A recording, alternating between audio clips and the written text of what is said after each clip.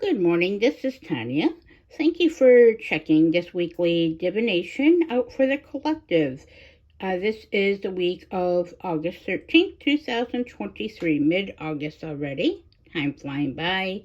Today is a rather, as it has been lately, a rather gloomy, rainy day here in central New York. We've been having a lot of rain in the past week, 2 weeks or so.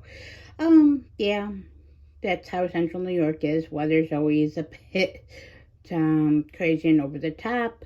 We've had a lot of thunderstorms lately, which is great for energetic wise, and for the beauty of Mother Nature and nature itself. Plus, I do love thunderstorms, and I do love rain and the sound of rain. Just not walking or driving. My husband and I got stuck when we went out to dinner last night to a little restaurant that's near us outside for burger and fries. Yeah, luckily it was under a tarp, but still pretty wet of a torrential downpour and thunderstorm that lasted like 15 minutes and then calmed down a bit. But yeah, awfully sloshy, as they say afterwards. So yeah, something to laugh at. So before this gets too rambly, as we know I'm known to do, this week's reading is the crystal is rather small, but it is more of a chip. It is a blue lace agate.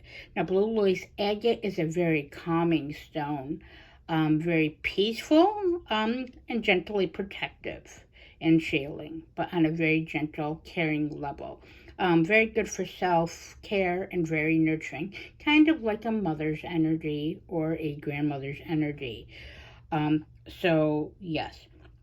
I should need to work with this more. I haven't worked with this crystal. I work with it on and off, but haven't as much, so maybe this is a call for me too. So this is actually telling us this week, this crystal's advising to actually show self-care, calmness, passion, gentle compassion, not fiery, just gently following your intuition, urges, and guidance from the universe or your spirit guides or from others. And of course, your heart. It's a very heart chakra type of stone with this type of energy. And it is advising also to have very honest, clear, and concise communication. Not overly strong, but be very clear and concise about what you're communicating with, whether it be in words, emails, or by direct communication, phone, or whatever the case is.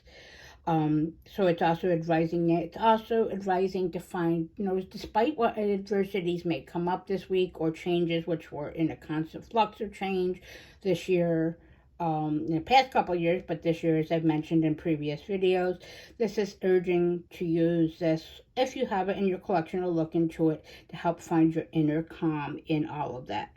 It will definitely help give you the extra strength and boost that is needed.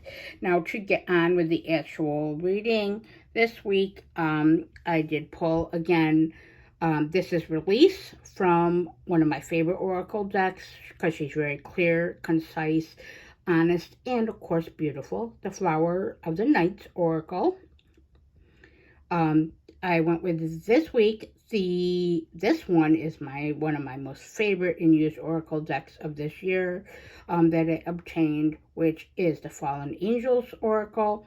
It is a great clarifier, straightforward and honest, and of course it has the imagery is very much of a cemetery things. So very beautiful, very intense, and very haunting. Well, and very underworld. We all know, if you watch any of my previous videos, that yes, that's what type of energies I work with. And of course, that I love cemeteries. I find them very still, calming, and insightful and meditative, versus sometimes being around a lot of people, which energy is very chaotic and draining, especially for if you're an empath. But if you like that type of energy, definitely check out that deck. The only thing is,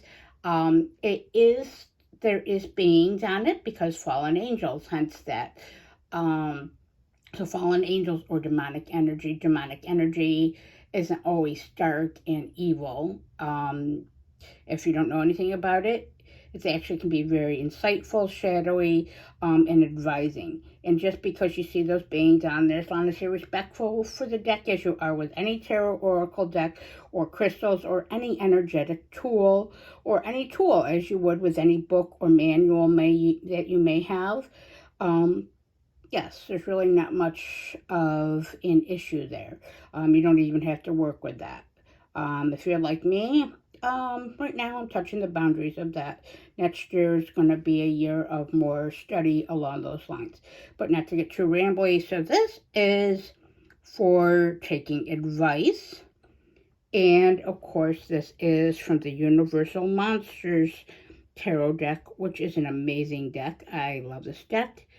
And we'll continue to be working with it more. If you are a horror fan, a fan of the old black and whites, just great movies, stories, haunting things like that, or a deck that might be great for like the fall and October time frame, like I am, because I'm a big Universal fan, along with horror movies. If you watched my previous videos, yes. There goes the ums. So this is the Seven of Castles, which in this deck is castles which were changed from coins or pentacles, or just as you know from my Crowley Thoth deck, or if you use that. So this week's overall message, before I get too rambly, is going to be the Seven of Castles is advising us to evaluate our foundations, what we have already created and set forth in our life, the plans, the foundations, and what we have been working on, our groundwork, so to say, what everything is actually resting on or focused on, the central focal point. It's asking us to reevaluate that, to evaluate what is working and what isn't working before we make current progress and future progress, or get into too deep where we're not able to turn back from what we've already set forth, what we've already created, because there might be a point of not turning back. So do your best to evaluate and see what works for that, and maybe to replan and reevaluate for the future. The fallen angels, along with the flowers of the night, are both advising here along those lines to evaluate, to take advice from others that are more seasoned and experienced from you, that may have gone through the situation, or an objective ear on your situation, meaning their advice or insight might be completely different from yours, and that may help to integrate and have you look at something a new or different way, or change, as we said, the course you're already on to help improve it and be more solid. Release what is not working for you. Cut away that weeds, like the flowers of the night is saying. What is not working with what you've already set forth, or have set forth for maybe months, years, or your whole life, or what plans you've laid forth, or maybe even expectations that you have for what you have had, for what you have put forth your effort, because life is a constant, ever-changing flux, predictable from day to day, sometimes moment to moment, week to week, or sometimes things stay the same. We all don't know what's going to happen next. Just the cards, like crystals and other tools in divination, are just tools and advisory, but the paths can always change. As we all know, we've all been there. So with that, this week doesn't look too bad, but there's going to be a lot of, I guess, stirred up energy. That's the feeling on it. That's why I was advised or guided by my guides and my intuition, and the deity, to use these cards this week because of the gloomy sort of weather. But they do seem to pair very well together. So you might see these combinations in future weekly readings. There's my blooper, of course.